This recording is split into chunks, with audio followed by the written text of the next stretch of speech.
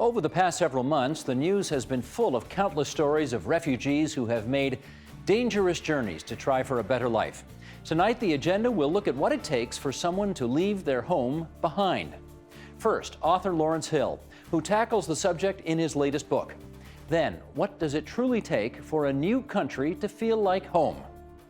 Capturing home. That's tonight on the agenda.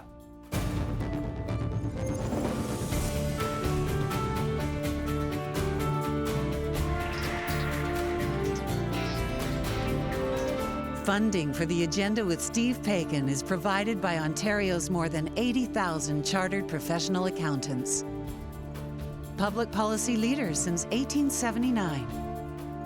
More information is available at cpaontario.ca.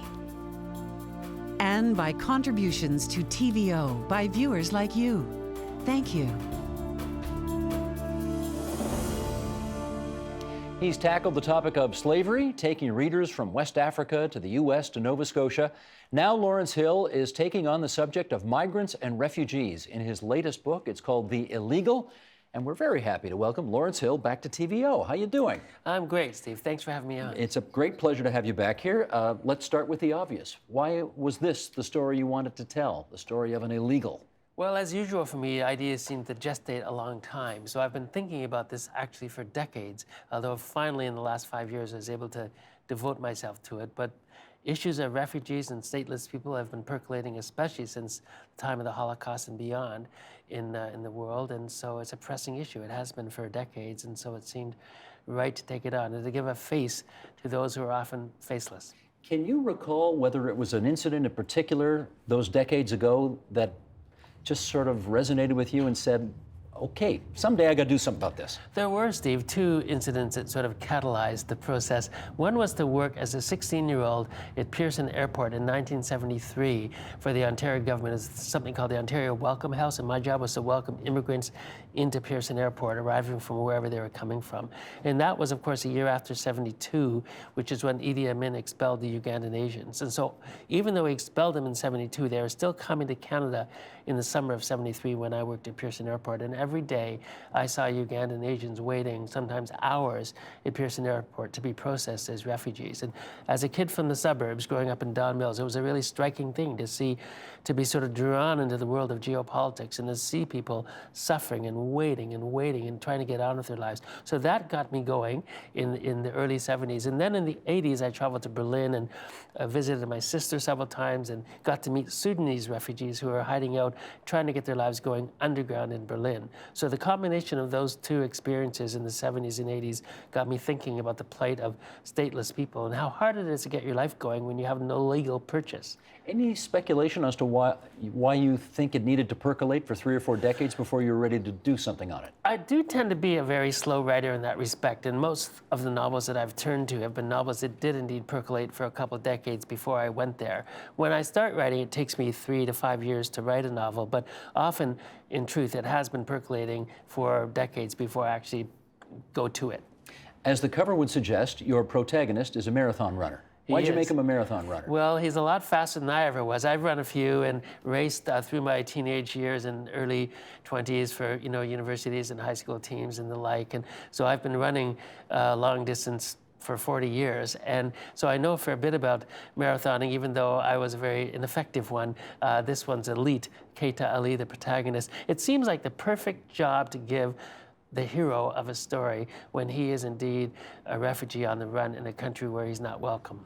Did you ever have I always run the risk of giving away too much of the plot when I'm interviewing somebody about a novel, and I don't want to do that, but there is a moment in the book where he's running a marathon, and you'll let me say this, he collapses, sure, sort of right on the finish collapse. line. Now, that's a metaphor for a whole bunch of things. That ever happened to you? Sure. I never collapse as dramatically as Keita Ali, who collapses because of sort of the perfect storm of medical problems that come to a head and lead him to collapse, all sorts of reasons in the middle of the book. But sure, I dropped unconscious, at the finish line of a few races when I was a teenager and a young adult. I just ran myself into the ground. Unconscious at the finish line? I have, yeah, at least twice. When I was running too hard. I was pushing myself too hard. You shouldn't do that. I don't advocate that, but I did. At least twice. I lost consciousness after racing. How'd you get out of it? Once I was taken to the hospital in an ambulance, and another time I just arose after being semi-comatose for an hour or two. See, that makes perfect sense now, because you write about it with such specificity in the book. I'm thinking this guy's either done a ton of research or he's been there. Both. Both, okay. I have been there. And the thing about marathoning is even if you're slow, as I was, you can still know the pain. And so I think I understand the pain of what these guys are facing, even if they're elite runners. What's he running from in the book? Well, Keita Ali is 24 years old. He grows up in one of the poorest countries in the world. It's a tiny island in the Indian Ocean that I've imagined called Zantoro Land. It's a bit like Haiti, although it's mountainous, and it's a bit like like Kenya, in that it produces the world's fastest marathoner. So it's one claim to distinction in the world is that although it's desperately poor, it produces very great marathoners. However, as Keita progresses through his teenage years and enters into his early adulthood, the country becomes engulfed in genocide. So he's running, as so many people did, as people have from Rwanda and other countries, he's running for his own life. He's running to escape genocide and political violence directed at him and his family. And also it's exacerbated by the fact that his father's a renowned journalist on the wrong side of a coup. And so he's running to escape being killed by a government that's gone amok with hatred and kind of xenophobic targeting of a certain ethnic group that he happens to belong to. Now, you told us earlier that your interest in this subject has been percolating for a long time and that it's based in real-life examples. And yet, once again, as you did with the Book of Negroes, you've chosen to tell this story through fiction. How come? Well, I have written nonfiction. I've written more works of nonfiction than fiction, actually, but I just felt that getting into the heart and soul of a person, trying to really describe the arc of the life, even for a short period of time, of somebody who's on the run as an undocumented refugee who's wanted, who will be caught and deported if he's found. I just felt that fiction was the best device to get at the truth. And sometimes using your imagination, filling in the details of a person's life, details you may never get through researching something factual, the best way to go there was to create a story and to use my imagination. And at heart, I think that's where my greatest gift lies, is to be a novelist. And so I like to invent stories to try to get at, truths that for me are hopefully universal. Do you know how odd it sounds to my current affairs ears to hear somebody say the best way to get to the truth, which is theoretically what we're in the business of doing here on television and online, is to make it all up?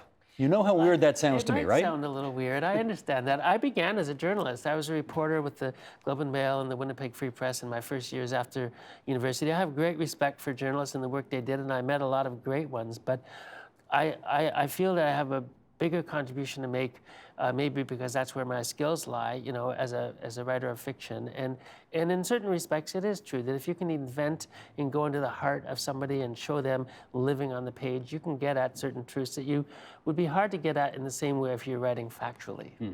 Now, Lawrence, it's impossible to read a novel without trying to see, now, I wonder if this fictitiously actually equals this in real life, so I'm going to do a bit of that with you here. You've got a place in here called Afric Town, which certainly sounds a lot like Africville in Nova Scotia. Yes? Absolutely, and partly it's modeled on Africville. There were two communities in Canada, communities that were largely or predominantly black, Africville in Nova Scotia and Hogan's Alley in Vancouver, that were bulldozed by their respective cities in the late 1960s. And at the same time, a black community in Cape Town called District 6 was also bulldozed by the city of Cape Town, all in the late 1960s. But I'm also thinking very much of the townships of South Africa. In Afric Town in the novel, yes, it's inspired a bit by Africville, but it's equally inspired by the life in the townships of South Africa, where I've spent a fair bit of time. Those townships, really, the way people live in shipping containers, sometimes a dozen in one, maybe 100 people sharing one water tap. These experiences were the ones that really colored in my imagination, helped me write about Afric Town in this novel. See the movie District 9? No, I did not. You should see the movie District 9 if you know all about District 6. It's a real cool sign. And you know what? As I read this, I just thought to myself, oh my goodness, this is a movie, right? This is a movie. I have sold the film rights, and I'm writing the screenplay now. Is that right? Good for you. Who's making the movie? Clement Virgo, the same guy who did the Book of Negroes miniseries. Okay.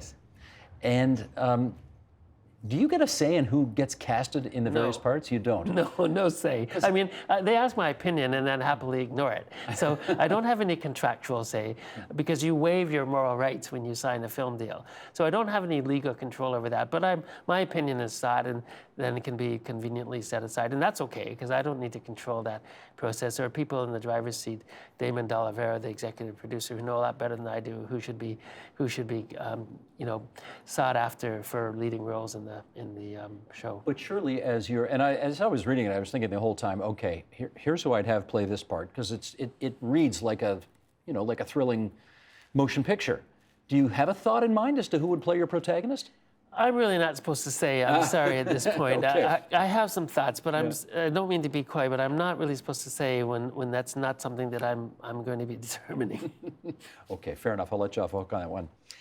One of the characters in the book says that the title of the book is The Illegal, and there's a refugee, they say don't call them illegals. An action is illegal, but a person should not be called illegal. And yet that's the title you've given the book. Yes. So help us understand that. The argument is unveiled in the novel just as you described. And of course it's a very offensive term to call a person illegal. And precisely, my beliefs are just as the character says. If you steal a loaf of bread or hurt somebody or break and enter or kill somebody, that's an illegal act and should be met with consequent punishment. But a person can't be illegal, and it's offensive to describe a person in their humanity as illegal just for existing in a place where they don't belong. However, this is a dystopia. It's set in 2018 in a country that I've made up, Freedom State and Zantoroland. And in this country that I've made up, a government's been elected that is extraordinarily hostile to refugees and has been elected on a campaign promise to catch them all and deport them and bulldoze their community. So this is a country that's gone amok with xenophobic hatred toward refugees, wants them out. There are thousands camping in this country, and the government wants them out. And so they do designate people in this country as illegal. So it's a bit Orwellian. So I'm using the title to evoke the kind of the nightmare situation in which we find ourselves in Freedom State in the year 2018. I wonder, as you were watching all of the coverage of what has transpired in Syria and the number of people who have had to leave Syria, who are, some of whom, no doubt, illegals in wherever they're ending up, whether you had a kind of a profound interaction with that story as you were watching it unfold.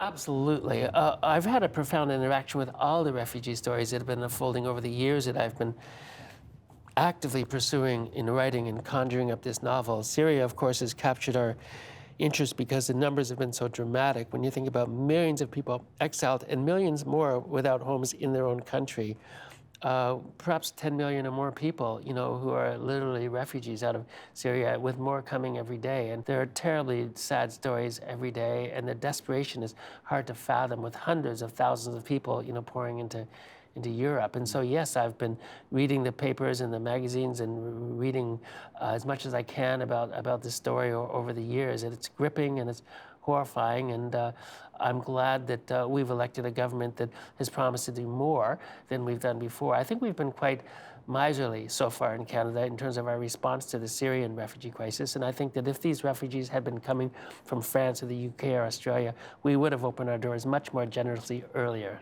Again, I imagine a scenario where you are at the supermarket or at the gym or somewhere in your life where you usually hang out, and you overhear a conversation of somebody saying, well, these people are a bunch of illegals and we can't start bringing lots of them into Canada. Have you run into that situation? Well, not only that, but yes, of course I have. I do hear, things, intolerance expressed, but also at the highest levels, of government, often certainly in the last years, when issues of refugees are raised, often the word terrorist or security were also bandied about in the same sentences. So that's led to an overall sense of fear among many Canadians that we may be somehow invaded or subjected to terrorism or to acts of extremism. And that's very unfortunate. And I think we need to uncouple those things and process people duly, but also exert our humanity as we have before.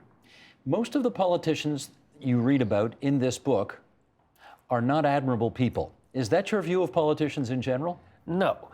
I have great respect for most politicians. Most politicians are very hardworking, honorable people who do jobs that I would never want to do, who have very little privacy in their lives and give up a great deal to serve their country. So no, I don't have a uniformly negative view of politicians at all. I think we have many great politicians in There are this not country. many political heroes in this book. There aren't. Well, there has elements of satire. It's also supposed to be entertaining. So what's the point of having a perfect politician in the novel? You need a nasty politician to You've got make it lots of them. interesting. I've got a few. Yeah, you've got a few. Okay, here's Martin Wolf in the Financial Times from a year or more ago, who says the following: if there's one lesson from the past 100 years, it is that we are doomed to cooperate, yet we remain tribal. This tension between cooperation and conflict is permanent. In the past century, humanity experienced extremes of both. The history of the next century will be shaped by how we approach very similar choices. How do you see that tension playing out in the Canadian context today? Well, let's examine that in light of the global refugee crisis today. There are times in our past where we have overcome our national reticence and carefulness and maybe fear, and we've stepped in profoundly. We welcomed Ugandan Asians by the thousands in the early 1970s. We welcomed people from Kosovo after one of the most brutal civil wars the 20th century's ever seen. We welcomed people from Vietnam when the Vietnam War ended. So we have sometimes really opened up our doors to refugees, not only allowed more people to come, but we've expedited the process by sending visa officials into the field to get people moving so they wouldn't languish and die before they could come here. We can do that again. We do have the resources to bring over more people and to integrate them profoundly into our society. So I guess the measure of our humanity and also the measure of our ability to engage with the world, which we must do whether we like it or not, we will be forced to engage with the world, including with millions of refugees who are on the run right now. The best way is to show ourselves as global leaders and to show some generosity and humanity and to find ways to make it work for refugees and for Canada. This is a very bleak picture of the future, and the future that you describe here in the book is supposed to be 3 years in the future. It's not that far off. You think we're headed there? I hope we're not. We could be. Let's be honest. There are political parties who are gaining increasing purchase, especially in Europe, who advocate openly hateful attitude towards refugees and immigrants. The good news is they're not getting a big percentage of the vote. Well, the Front National won 17% of the popular vote in France in the last presidential election. 17% is a lot of people in France voting for a party that has an openly hateful attitude towards refugees and immigrants. And so hopefully they're not going to win anywhere. In this novel, we've gone to the nightmare situation where a far right-wing party that's devoted to catching and deporting refugees wins power in a major parliamentary democracy. So I certainly hope we don't go there. I'm not saying we will, but in this novel, I'm imagining that we did. I hear you, but again, maybe I watch too much current affairs of other types, but one of the messages I think that's been sort of hammered home is that in all of the opportunities in many of these European countries where there was an option on the ballot that looked a lot like xenophobia, people have overwhelmingly rejected those options. Nobody's won an election pledging to do what happens in this book. I mean, does that give you some measure of happiness? I'm hopeful that it doesn't happen. I'm certainly happy none of these xenophobic parties have won. They are vocal, and you do hear them much more in Europe than you do in North America. Just finally then, Lawrence, okay, people read The Illegal. What do you want them to take away from it? I'd like them to take away the same sort of thing they might have taken away from the Book of Negroes, which in that book I sought to give a face to a person who previously would have been faceless. A slave generally is a person whose face, who has identity, whose lover you can't see. You don't see anything human about her. You just imagine her face to be obscured and her wrist to be shackled. In this novel, I sought to dramatize and give face to a refugee, one of the millions who are on the run today in the world, to try to make the reader empathize and see just what this life might look like. And I think that's where the greatest gift of the novelist lies, in igniting empathy and imagination. It took, I think, 8 years to get the Book of Negroes from publication to on my television set. Is it going to take that long for this one? No, because the film deal was signed before the novel was published, so I think we'll move a lot swifter this time. And I think because of the successes of the miniseries for the Book of Negroes, I think the filmmakers will be able to rustle up the money faster this time than they were the last time. Good, because I don't want to wait 8 years to see Thanks, this Steve. come to my television. I don't want to wait 8 years to have to write it. Good for you. Lawrence Hill, The Illegal, a novel, because that's the best way to tell truth, apparently. Great to have you here at TVO again. Thank you very much, Steve. Up next, many people have chosen Canada as their adopted country, but when does it truly become home? We'll discuss that right after this.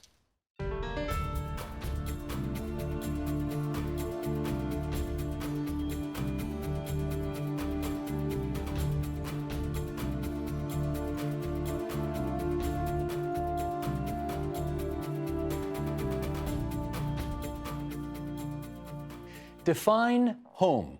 It's the roof over your head, it's where you raise your children, where you build your life. For some Canadians, home is where you started. For others, it's where you end up, because of course many of us aren't from here. For those who chose Canada, can you truly build a nation if your heart and soul are in another?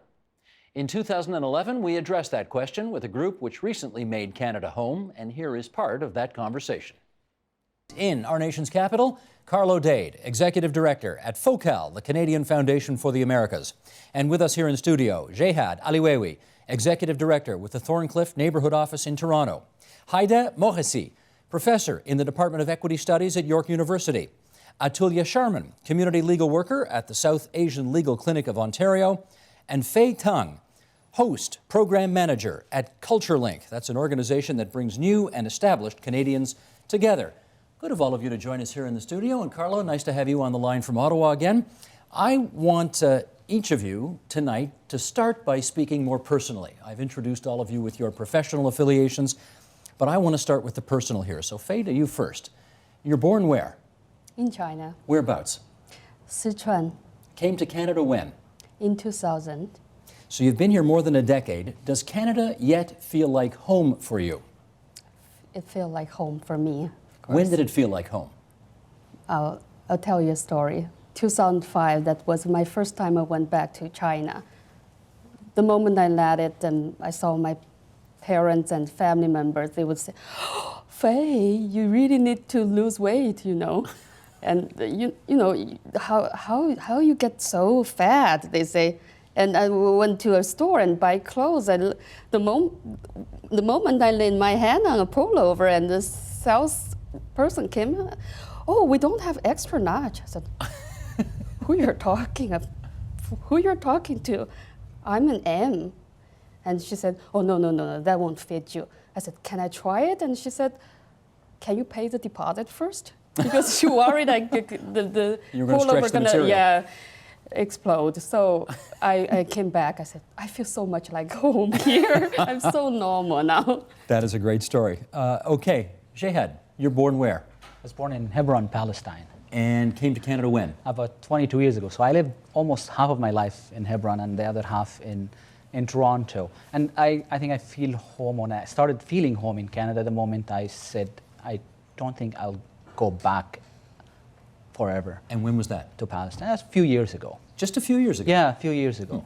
You know. So you feel thoroughly Canadian now? As much as I'm thoroughly Palestinian as well, but this is home. This is home. And this is where I have family, this is where I have love, this is where I have proof and profession. And I think that's what homes mean. Understood.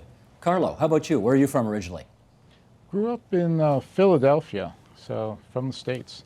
And Canada is home now, but when did it feel like home? Wow, that's a great question. I've been here for about 8 years, and I don't think there was one turning point or one shining moment where it suddenly dawned on me that I was more Canadian than American. But it's a slow and gradual process. But after the first couple of years here, subtle changes. I've always loved the cold, and so coming here and spending my first 2 winters here, I'm like, wow, I could spend some time in this place. Professionally, dealing with policy, foreign policy, I adapted to Canadian foreign policy and it became internalized very quickly. So little by little, these things built. And I think one day you just kind of realize at some point over the past couple of years, you've made the transition. You didn't have an epiphany in a clothing store? No. Okay, just checking. Haida, how about you? You're from where originally? I'm from Shiraz, Iran. Iran. And came to yes. Canada when? 27 years ago. Do you feel Canadian yet? It depends what being Canadian means. But That's a very complicated question, yes, of course. very, very complicated question. But like Carlo, I can't really name a turning point where when I felt that this is my home, and I lost the burning desire of going back to my country, even though I came here as a refugee, and it means basically involuntary entry to Canada. Nonetheless, I mean, I have my networks, and I think one important thing was feeling that my children are so established and they are so relatively happy here. So there is no going back home, and there is no home to be had. So There's no going back home, and there's no home to be had. Yes, at the moment, that's it. Isn't that fascinating? Atulya, you're from where? I'm from India, New Delhi. From New Delhi. Yes. Came to Canada when? In 2004 as a student. So relatively recently. Fairly recent as a permanent resident, only a year and a half now. 2009 I became a permanent resident. Do you feel Canadian? Not right now, not exactly at this point, but I feel there is a sense of, physical sense of home that I do have. I just bought a house, so I do feel that sense of home. Mentally, still not there yet. Do you feel Indian? I do feel Indian. So I don't know if you can put a percentage on it, but do you know? I would still say it's still 90% Indian. 90% still? Yes. Okay, so you are still overwhelmingly back there as opposed to here. That is correct. Emotionally? Emotionally too. But even with the building of the house? At this point, yes. There are a lot of things based on that. I think things change. And it is very fluid at this point. I do, over the last year and a half, what has happened, initially when I used to go back to India, I would feel when the plane would land at Delhi airport that I am going home and I'm landing at home. Interestingly enough, last year and a half, I've been there 3 times. Now when the plane lands back in Toronto, I feel I'm coming home, which is interesting, contradictory, yet very fascinating. So I'm not sure what exactly. I think it's more of a mental state. I'm going through a very different process. Indeed. Yeah. Huh. Okay, Carlo, how about you on this one? To have Canada truly feel like home, do you, when you came up here from the States, did you have to build a new identity for yourself up here? No, I don't think it was building a new identity. There are certain things that attract you as an immigrant to a country. If you come as a refugee, perhaps it's a bit more, but if you come voluntarily, you make a choice. And there are things in the country to which you go that attract you. So it's building upon those. So for instance, the attraction to the cold weather, Canadian politics, the institutions in the country, the way it was built. There weren't so much a change as bringing out things that I had already been growing toward that were here and just accentuating those above other things. Now, if you, Haida, came here as a refugee, did you feel you had to create a new identity for yourself here in Canada? Oh, definitely, and I don't think actually it is limited, this sense of having multiple identities, having to create new identity is limited to people who came as refugees. I think, at the era of globalization, identities are very fluid, they are unstable, they are multiple, and people constantly change identity. Some people acknowledge this and some don't, but the reality is that we have several identities, many identities. At some points in our life, one form of identity dominates other forms. How much we are aware of it, that's a different story. But yes, I think, I'm no escaping from the fact that I feel differently in terms of my own identity compared to 27 years ago. Shehad, let me follow up with you, because you're from one of those places in the world, Palestine, that's in the news every day, and almost always for the wrong reasons. So I never miss home, actually. So you read about it all the time. So how much does belonging in Canada depend on how people perceive you, how other people perceive you, as opposed to how you feel about being here? Well, when we come to Canada, we come with luggages and baggages. So we bring in all kind of things with us, but also, so sometimes you're able to get rid of some of these luggages and baggages and throw them away, but sometimes you're not able to because people are constantly seeing you with those baggage. So I have been, as a person who has relatively a public role in the Palestinian community here and speaking on behalf of Palestine, so that has defined me. I have a very real connection with Palestine because my parents, my mom and dad, brothers and sisters, nieces and nephews are all still there, and I go almost every year, every second year to visit there. But I also have a very romantic notion of what Palestine is. And that romantic notion really developed in Canada, in Toronto. And that's part of maybe the success of an immigrant in feeling very comfortable with who you are, is that you're able to negotiate all these identity, multiple loyalties, if you will, very well, and trying to live with them. It's the problem becomes when you feel stuck in between two cultures rather than able to negotiate and allowed to belong equally to two cultures. Now that's interesting. Let me follow up on that, because that romanticizing the homeland is a real, I mean, that is a very familiar thing for many people who are over here. But I wonder, Faye, whether you romanticize China. Sometimes I do. You do, I think, Yeah, the good food, the 5,000-year history and the culture, that's what I miss. How about the authoritarian government and Tiananmen Square and all that? You know, because that's what a lot of Canadians think of when they think of China. It's a complex question, Indeed. and then the history is complex. And I just recently watched the documentary Tiananmen Square, and I learned a lot from that. And I think I'm not missing that part. I feel more at home here than I was in Beijing. I'm less discriminated here than I was in Beijing. So, Why would you have been discriminated against in Beijing? although I was a graduate from Peking University, it's a privileged status already, but because I was born in a province, not in Beijing, so I was forever called an outsider. And I taught in college, and my performance review on that, it would load it, you should get rid of your province accent. So you were part of the majority ethnicity in China, but more I discriminated against in China than here, where you're a visible minority. I think so. I think That's very interesting. Here, yeah, it's different. Heidi, you wanted to add? Yeah, I wanted actually to add to, going back to what Jihad said about identities are not always something, that's how I understand it, something that you choose. It is true that we choose our identities, but sometimes, particularly as immigrants, identities are imposed on you. Take the example of Muslims, general term Muslims. It is true that, for example, I have been born in a Muslim country, or predominantly Muslim country, although we have enormous numbers of, or we had, religious minorities. Regardless of how I identify myself, and I never identify myself with religion because I'm completely secular.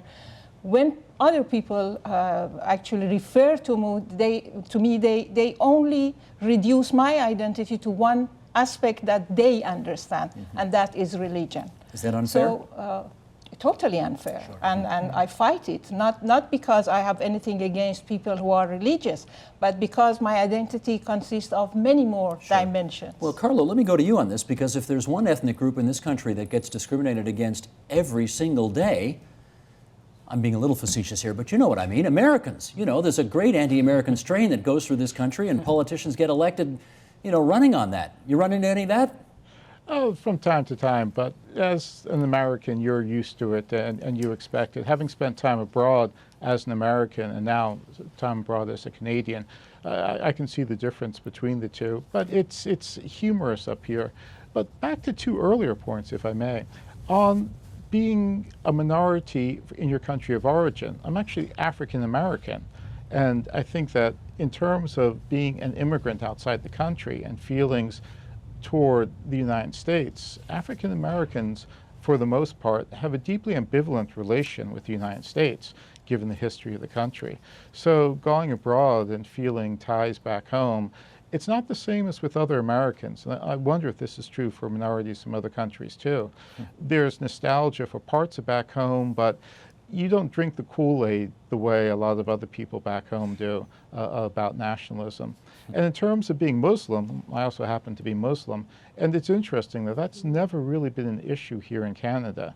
Indeed, for me, because I haven't changed my name and it's not well known, that element of the identity has never been problematic here, whereas in the States, even though it's not as well known, it's more problematic. So it's interesting, though, those two aspects. Indeed. I'm going to see if I can find out a little bit more about why our friend Atulya here only feels 10% Canadian and still 90% Indian. And I'm going to go on the hunch that you were a lawyer back in India. That's true. And several years on here in Canada, you've been here about 5 years right now, you are still working to get your credentials accepted here. Yes. How is that struggle going? I think it's a bit of a system thing that's been going on. So I applied to get called to the bar in Ontario. So the way it works is you apply to the National Committee of Accreditation, and they look for your degree and then see what sort of experience you have, and then assign you certain number of exams that you have to pass in order to get called to the bar. The only thing is the way the system is working, it's has a lot of discrepancy or discretion, I must say. And so I went to law school here, did a master's degree in law from University of Victoria, British Columbia, UVic Law School. And I have to write certain number of exams. I'm already more than halfway through it. And so I'll write 2 more exams and then hopefully write my bar exam in November. It's expensive, the process. So the way the barriers are happening or like being created is the process is long, cumbersome, and expensive. So if a person is landing, I was very fortunate. I came here as a student. I had the opportunity to make that decision whether to make Canada my home or not, or whether to even embark on that journey to make Canada or call Canada my home or not. For a lot of immigrants, that's not the luxury or a privilege that they have.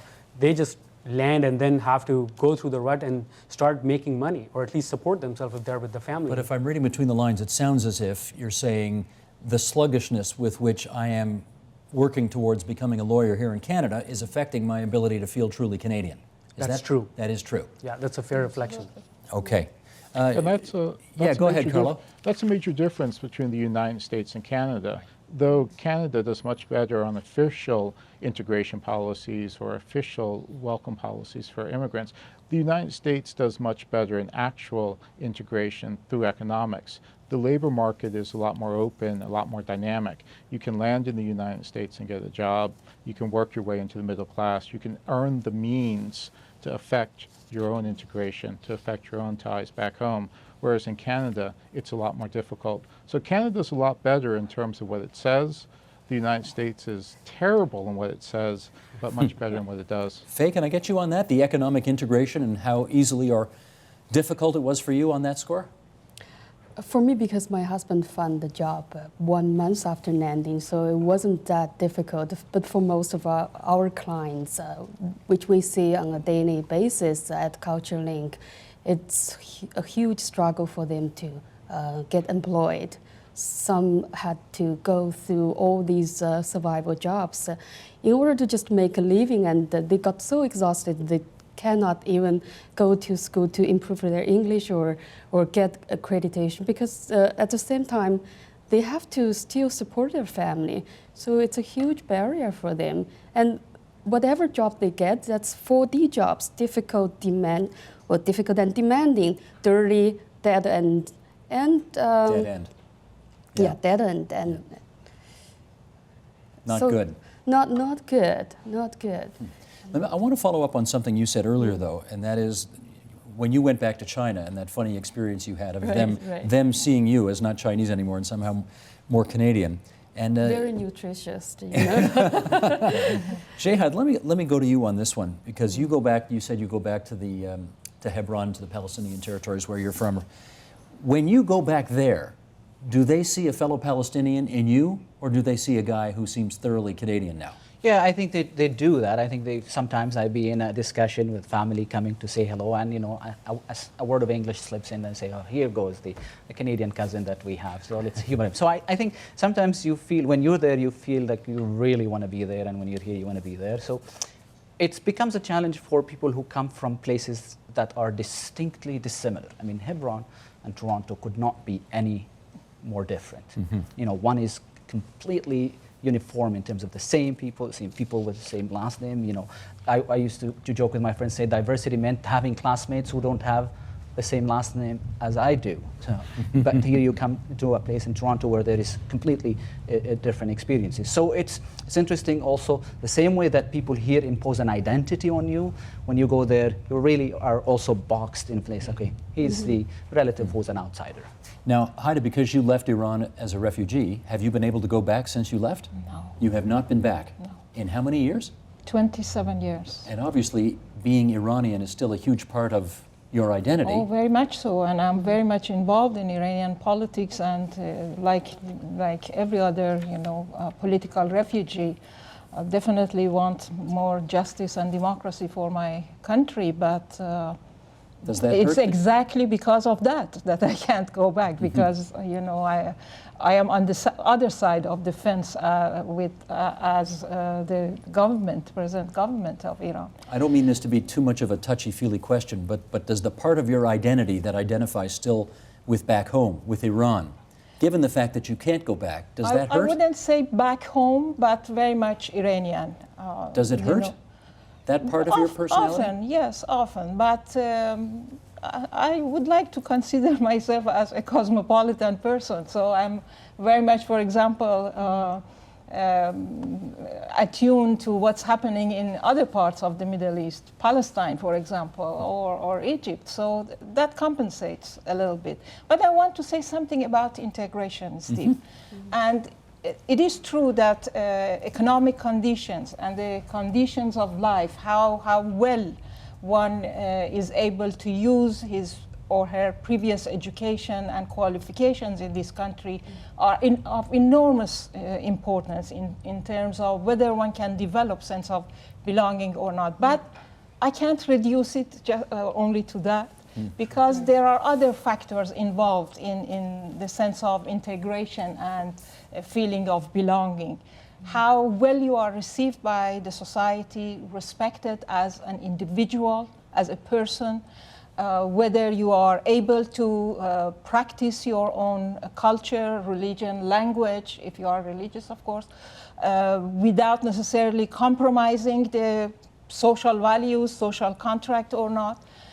These are all factors that are important in the sense of belonging. Atulya, follow up on that if you would. So it's very actually interesting that you point that out. The concept is so fluid, and it's so difficult to, it has so many layers within itself that the sense of belonging is like, and I just want to actually go back to the 90%, 10% dichotomy. I don't want to be boxed actually, because at times I don't feel Indian at all. And I don't want to be associated in those situations, because it depends on the situation where you are at. Sometimes I fully feel 100% Canadian. I'm rallying for Canada during the Olympics. I want them to be at the top of the table, everything. So it's not a physical process, I feel, when that happens, like, are you now feeling Canadian or not? It's fluid. It's fluid, but at this end, I think a lot of people have privilege, and I think as immigrants have privilege, and they have this, as you use the term, romanticized idea, what they have in their mind, and most of the times that romanticization comes from when you left the country. Your mind has stopped there. But now after 7 years, when I go back, it seems like I get reverse shocks there when I go to India after 7 years. The things have moved on. People have moved on. Things You don't have recognize shifted. the place in some It's ways. absolutely different. Right. Faye. Well, I wanted to make a clear distinction between being settled, feel settled, feel at home. Like I came to the studio and the producer said, I'll give you a few minutes to settle. But he would never say, make it your home, right? So I find settlement services like CultureLink or TNO, we do a lot of service to help immigrants settle, but integration is a two-way street. Really, we rely on the Canadian society, general public, to make the newcomers feel home, to really welcome them, and beyond welcome them, to go from to just tolerate their culture, tolerate their head carve or whatever.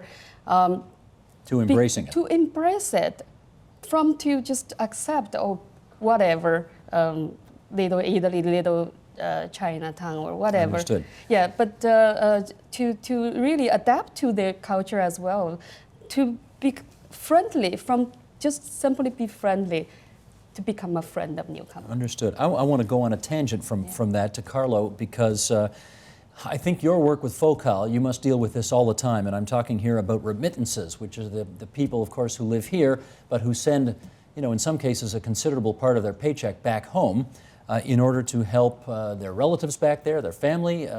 It's a significant part of the GNP of a lot of those countries, particularly in Latin America. And I want to know, in your view, how that either simplifies or complicates the relationship that the people here have with back home. Actually, it's funny that you mentioned this. Did extensive work on this, both with the U.S. government when I was in the States. The initial work, the beginning work, when the development community first discovered remittances, billions of dollars. There's states in Mexico that get $1 million a day from the United States. But the relationship is a lot more than just money, as we found when we began to work with these communities in the States and in Canada. It's involvement in development projects back home. It's involvement in politics back home. The relationship enabled by globalization, enabled by people being able to fly back and forth, by money being able to move back and forth, has really complicated situations on the ground back home with, say, development, which is a field in which we do a lot of work at FOCAL. The control of projects, the control of money, the control of politics nowadays too, is become a truly transnational phenomenon, a phenomenon that takes place in two places at the same time. One thing that we've observed, elections in the region, take the recent election in Haiti, every candidate running for president, and also a lot of the senatorial candidates, spent as much time campaigning in Miami, Boston, Montreal du Nord, as they did back home. You see this in Guatemala, Mexico. So it's not just the money. Money is the tip of the iceberg. It's a significant tip of the iceberg, but it's politics, it's culture. It's keeping culture alive back home. The nostalgia trade in goods and foodstuffs enables these products that are dying out or that don't have a viable market back home to have a viable market in communities that have the money to actually afford these products. Fascinating and complex relationship. Jehad, you want to follow up on that? Because obviously the relationship between the Palestinian diaspora and back home, it's much deeper than just sending money back, isn't it? Right, and increasingly many diaspora communities have become quite active in their countries of origin, social, economic, and political realities. And there is, the Tunisian community, for example, in Montreal, very small, but has been quite vocal in terms of what's happening in Tunisia and trying to make sure that the people who fled to Montreal from the old Tunisian regime are brought to justice. And the Tunisian community is fairly small and new, but they have been playing a very significant role, and that's important. The Palestinian diaspora is also very, very connected socially, economically, and again, romantically with the notion of Palestine. We don't only have parents who we send maybe a gift here and there to, but we also have a stake in terms of a social and economic and political reality and development and hopefully stability of that region. Atulya, let me try this with you. I guess 50 years ago when you left the old homeland, you really left. I mean, it was, obviously before internet, before long-distance telephone rates were low, so that it was very simple to do, before Skype. Yes. It was hard to stay in touch with back home. How has technology affected the relationship between those who have, come here to start a new life and people back in the old homeland? I think it's revolutionary. The change is, it's huge. Nowadays, I'm pretty much almost always connected with my family back home, with my brother, with my friends. And whenever I go back, like say once or twice a year, I see them and there's sometimes nothing new to talk because 15 hours ago we were talking over the phone or like on the internet. So, but the other thing that has happened, more and more real notion of settlement issues are also going back home too.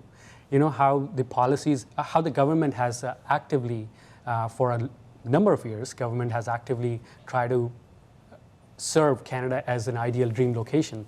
And those notions when people land have been or they're either shattered or have experienced a lot of trouble getting into the system, faced a lot of systemic barriers.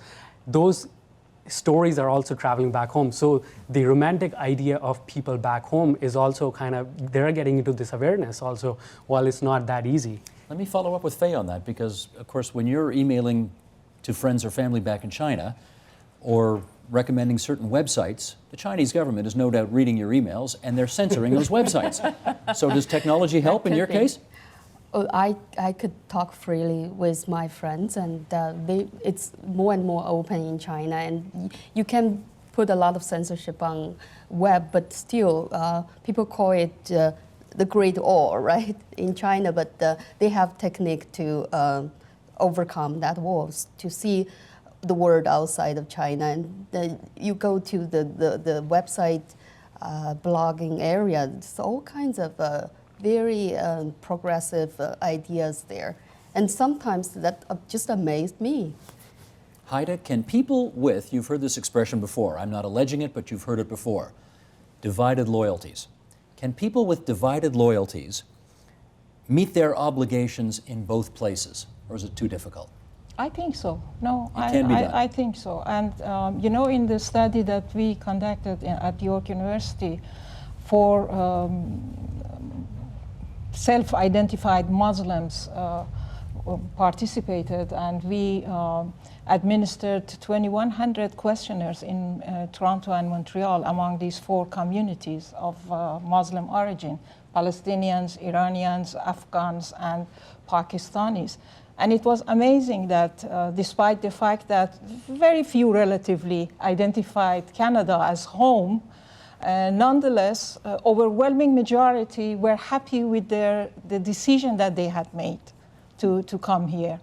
And so they go back and forth, not only in terms of physical going back and forth, but in terms of loyalties and sense of belonging to the country.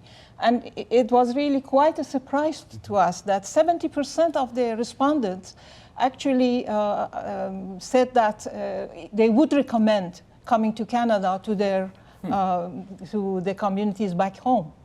And perhaps Canada is doing something well, but at the same time, it doesn't mean that, you know, the multicultural policy that we are having here, the way it is being implemented and the way people understand it actually is on the right track, in my view. There's always more to do, isn't there? There's always more to do. Much more than that, Steve, much more than that, because multiculturalism here creates some sort of false confidence or false comfort for the people, for the larger society, because they feel that, you know, they identify it with anti-racism, which is not true. And for some communities in the minority, also they want to create their own separate, private, self-contained communities. So obviously, you know, we need an overhaul for the multiculturalism. So I just wanted to actually follow up on what Heather said. So it's my sense of home, like, because it's such a personalized concept for everyone.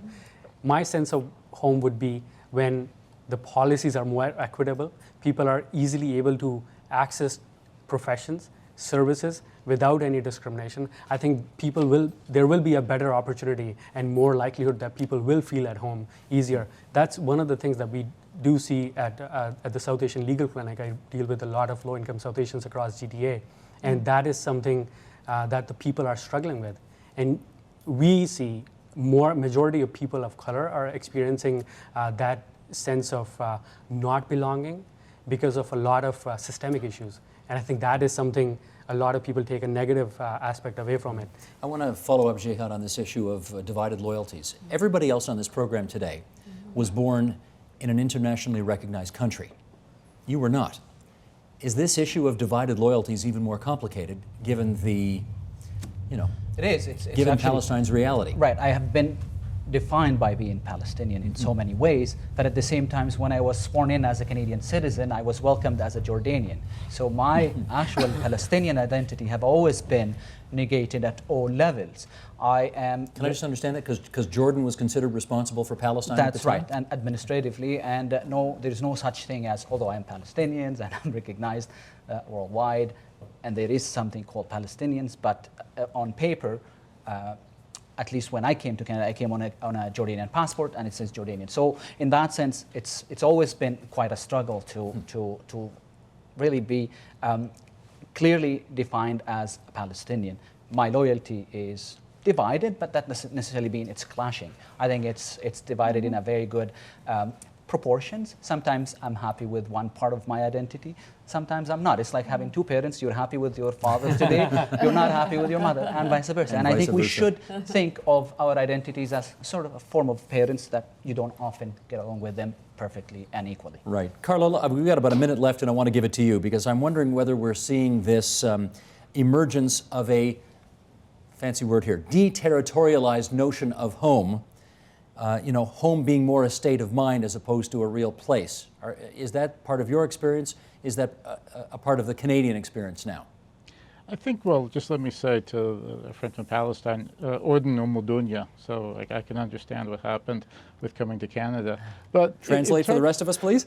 It's an old Arab saying, you say, Egypt is the mother of the world. In this case, Jordan is the mother of the world. Okay. Okay. Dematerialized, yeah, increasingly because of globalization, the technologies of globalization, and the ability to really, for the first time in history, literally exist in two places at the same time, the concept of place is becoming changed, perhaps a bit less relevant. We talked about technology a few minutes before. If you think about it, cell phones. When I first started working in Haiti, cell phones didn't exist. But today, any person in practically any village in the country, whether or not they're literate, which is a huge change, can communicate with the outside world, can take part in the outside world. People in Montreal can participate on a daily basis back in the lives of communities in Haiti. This is a global phenomenon. So the concept of space and time and place are being changed by technology. Carlo, got to with jump in there. travel. That's the last word because we're out of time. Carlo Date from Okay. Focal, thanks for being there on the line for us from Ottawa, Ontario, our capital city. Back here in the studio, Haida Mohesi from York University, Fei Tung from CultureLink on one side of the table, Jehad Aliwewi, Thorncliffe Neighborhood Office, and Atulya Sharman from the South Asian Legal Clinic of Ontario on the other side. Thanks so much, everybody. Appreciate your participation tonight. And that is the agenda for Thursday, November 26th, 2015. Tomorrow, the agenda peers into the future. It seems the less certain we are about what the future will bring, the more anxious we seem to be in preparing for it. The agenda asks, do we pay a price for being too preoccupied with the future? I'm Steve Paikin. Thanks for watching TVO, for joining us online at tvo.org, and we'll see you again tomorrow. Funding for the Agenda with Steve Paikin is provided by Ontario's more than 80,000 chartered professional accountants. Public policy leaders since 1879. More information is available at cpaontario.ca. And by contributions to TVO by viewers like you. Thank you.